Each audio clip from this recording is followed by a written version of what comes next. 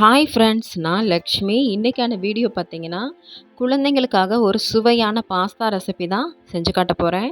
இதுக்கு வீட்டில் இருக்க வெஜிடபிள்ஸை வச்சு எப்படி அவங்களுக்கு ஆரோக்கியமாக இதை செஞ்சு கொடுக்கலான்னு பார்க்குறதுக்கு முன்னாடி நம்மளோட கேஹெச் கியூட்டி சேனல் ரெசிபியை மறக்காமல் சப்ஸ்கிரைப் பண்ணிக்கோங்க. பக்கத்தில் இருக்கிற பெல் ஐக்கானையும் கிளிக் பண்ணிக்கோங்க. வாங்க வீடியோக்குள்ளே போகலாம்.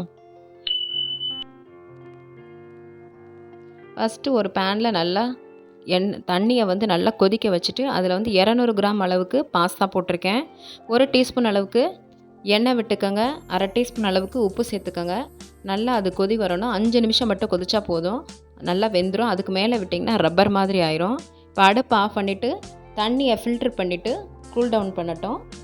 அதுக்கப்புறம் பார்த்திங்கன்னா ஒரு கடாயை ஹீட் பண்ணிவிட்டு 2 டீஸ்பூன் அளவுக்கு எண்ணெய் விட்டுட்டு, எண்ணெய் இல்லைன்னா பட்டர் சேர்த்துக்கோங்க, உங்களோட விருப்பம்.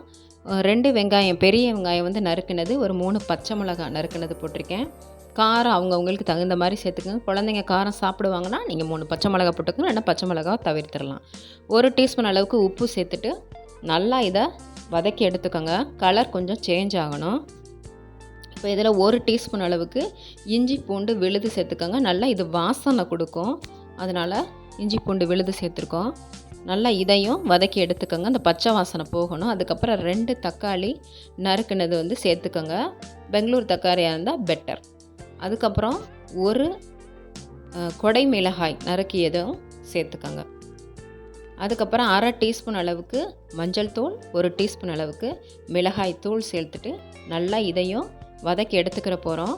1 டீஸ்பூன் நான் சுகர் சேர்க்குறேன். நீங்கள் சுகர் இருந்தால் சுகர் போட்டுக்கோங்க, இல்லை எங்களுக்கு சுகர் வேண்டான்னு டொமேட்டோ கெச்சப் வேணுன்னா டொமேட்டோ கெச்சப் போட்டுக்கோங்க. 1 டீஸ்பூன் அளவுக்கு சோயா சாஸ், இது எல்லாத்தையும் சேர்த்து நல்லா வதக்கிக்கோங்க, பச்சை வாசனை போகணும். அதுக்கப்புறமா கடைசியாக பார்த்திங்கன்னா நம்ம வேக வச்சு எடுத்த பாஸ்தாவை இதில் ஆட் பண்ணிடலாம். எல்லாமே இப்போ வெந்ததுக்கு அப்புறமா தான் நம்ம சேர்க்குறோம். அதுக்கப்புறம் இது ஒரு 2 நிமிஷம் மட்டும் அடுப்பில் இருந்தால் போதும். மீடியம் ஃப்ளேமில் வச்சுட்டு இதை கிளறுங்க. இதில் இப்போ நல்லா வெந்துருச்சு. இதுக்கப்புறம் நம்ம அடுப்பை ஆஃப் பண்ணிவிட்டு கொத்தமல்லி இலைகளை தூவி சர்வ் பண்ணிடலாம். உண்மையிலே ரொம்ப டேஸ்ட்டாக இருந்துச்சுங்க. குழந்தைங்களுக்கு செஞ்சு கொடுங்க. மறக்காமல் ஒரு லைக் பட்டனையும் தட்டி விட்டுருங்க.